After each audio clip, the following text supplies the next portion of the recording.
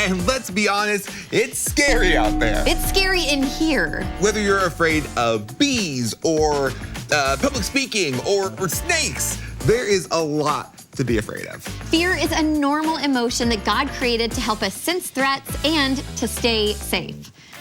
I'm sensing something going on with this whole setup over here. Yeah, I have no idea what's going on, so let's just add that to our list of fears, the fear of the unknown. Did they also hook you up to a heart rate monitor? Yep. Hey, Mr. Hand. Congratulations! You've been chosen to appear on the cover of Fear Monthly magazine. What an honor. We're sending over a photographer to capture your cover photo. Oh, and you'll be sharing the cover with some of our favorite creepy crawlies. Don't forget to keep track of your heart rate before and after the photo session. Your fans will want to know those levels. Smile for the camera. I don't like this one bit. What do you think they meant by creepy crawlies? Oh, my armpits are sweating. Oh, my armpits are sweating. Oh.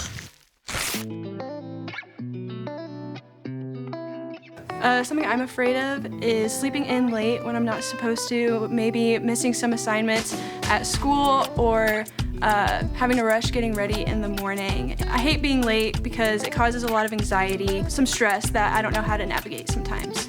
I'm afraid of elevators.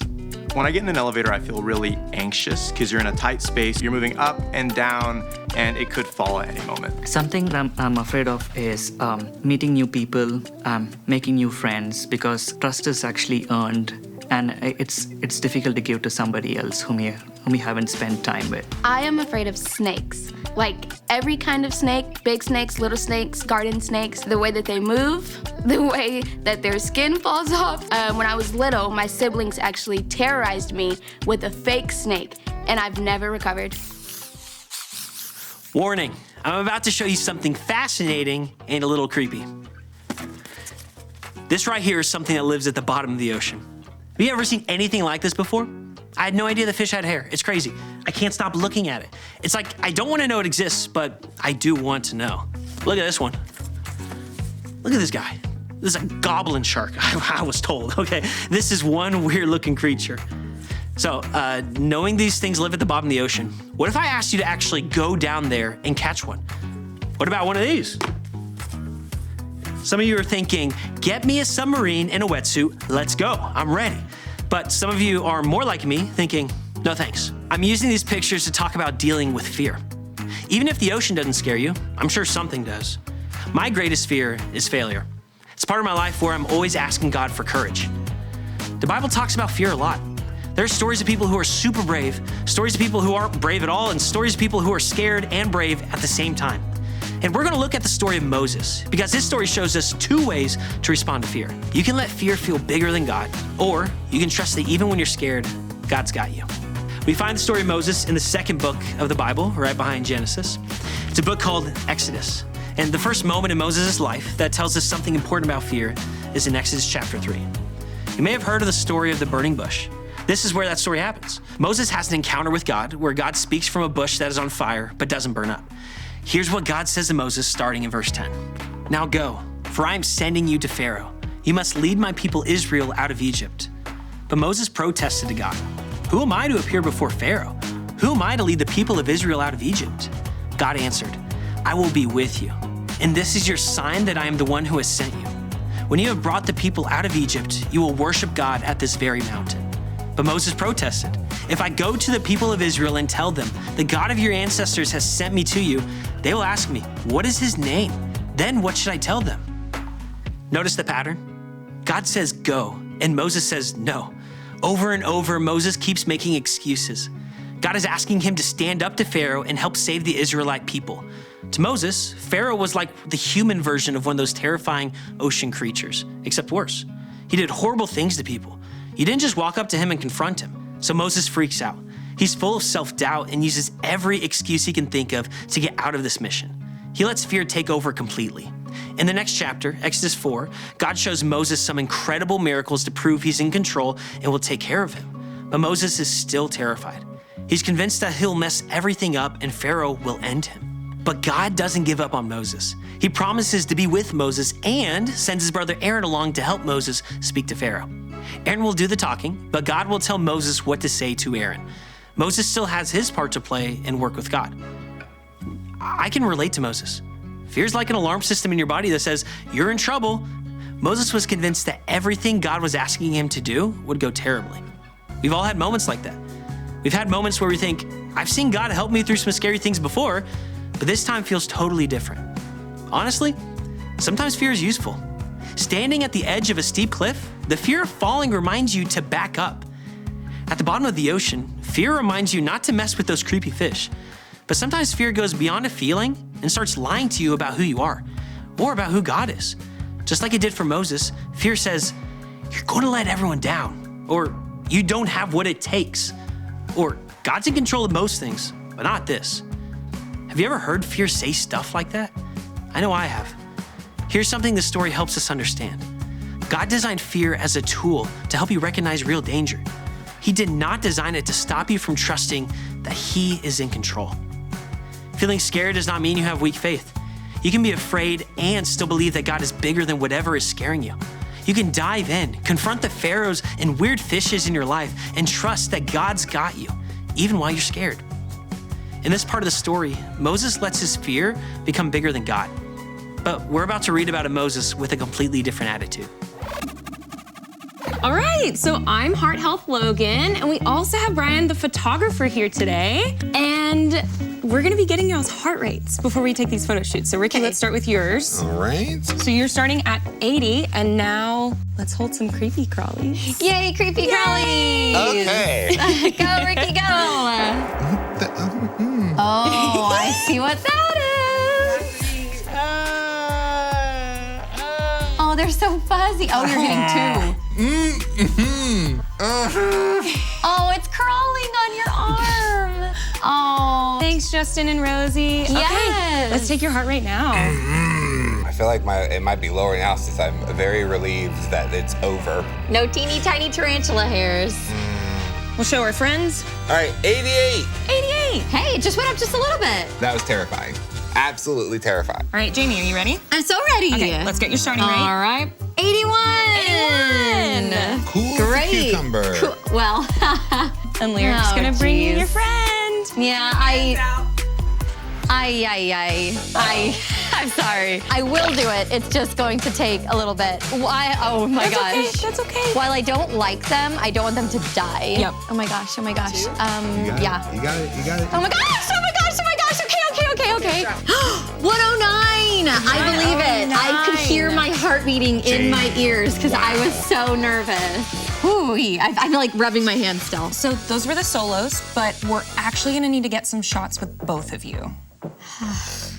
Okay, I'm gonna need some tips for calming down if we're gonna do some more photos. Big stuff, tiny book. Let's talk about how to stay calm when fear shows up. Fear, worry, and dread, and all those fun things. Do these words stress you out? Have you ever felt tackled by fear? When you're stressed and messed and you confess that you're not at your best, here are some tiny book tips to help you stay calm. Tip number 1, breathe.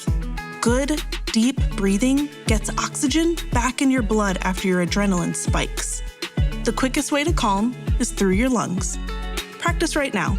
Take a deep breath and hold for 4 seconds.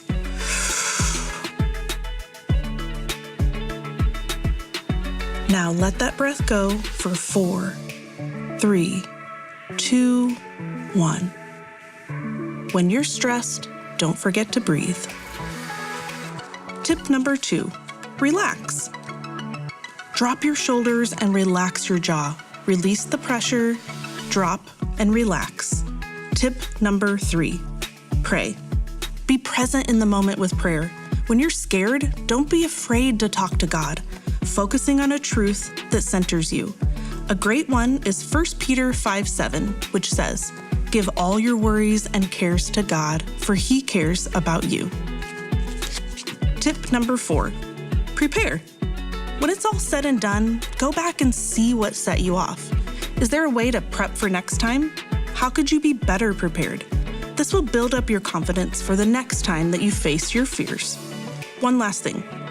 Be aware of your level of fear on a normal day. If it seems like you're constantly full of fear and it impacts your life, talk to someone you trust. If you can't find calm, let God know. And then let someone else know too. Breathe, relax, pray, prepare. When fear shows up, stay calm. You've got this because God's got you. Okay, so we already checked your resting heart rate before this next photo. So Jayme, you were at 86 beats per minute, and Ricky, you were at 85, so pretty close. Yeah. Now, are you ready for your cover photo together? Yeah, I mean, it can't get worse than worms for me, so yes, I am ready. It can get worse for me. Let's go. Okay. All right, head on over. Ooh, hello, creepy crawlies. This is Milky Way. Okay. Oh, wow. Okay. Pumpkin is moving. Okay. Oh, okay. All right. Oh, this one's going over to Ricky too. So, oh no. Oh, sorry. Get it to see Medusa. Oh. This snake is trying to tell me a secret and I don't want to hear it. All right, so mine is at 85. Okay. And so it went down 1, but I think it's because, like snakes just don't scare me. How, Jayme? They are literally giant worms. 95. Yeah, that's to be expected. Yeah. But yeah, I really don't have a good answer. I don't know why. I think it's because they do have some texture to their body, but worms are just like squishy and, you know. My heart was not okay with these worms. And I think I just panicked and entered a panicked possum state of just like, yes, just with play the dead and nothing bad will happen. I'm excited to see these photos. I'm excited for this episode to be over. It's really easy to stand here and say, when you're at your most scared, just trust God and everything will work out. So that's it. Enjoy the ride. Okay, how do you actually do it? How can you put it into practice and really believe that God is still in control when fear is screaming so loud inside of you?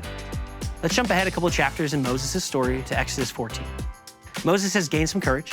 He's been working as God's partner, and through every face-off with Pharaoh, he's watched God keep every single promise that he made. God actually showed up again and again. The more Moses paid attention and looked for God working, the easier it became to spot it. Practice looking for where God is moving in your life. It's happening all around you if you train yourself to look for it. So by chapter 14, Moses is confidently leading God's people out of slavery and away from Pharaoh. He's doing exactly what God asked him to do. But then things get really intense, and the people Moses is leading start panicking. They're letting their fear get bigger than God. Sound familiar?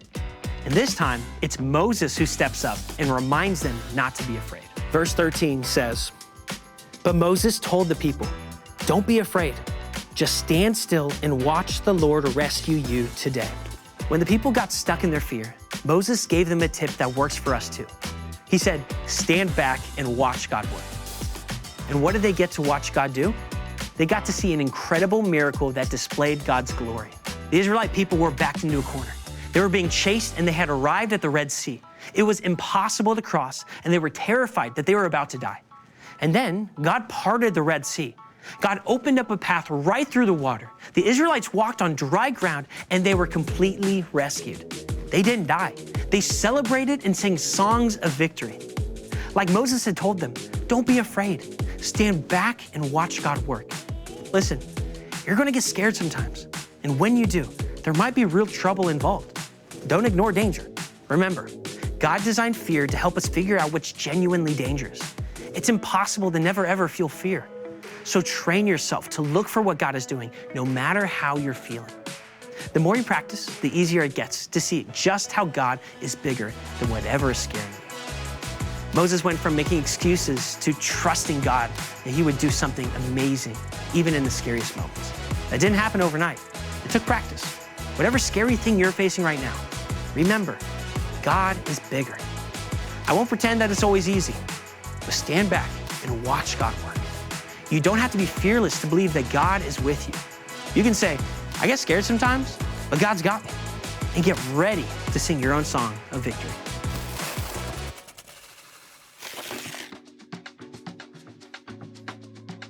Something I used to be afraid of was not the dark, but what was in the dark. I used to look across my room at night and I would see a figure. In my head, it was some sort of monster, but now today I just look across my room and I know it's my dresser.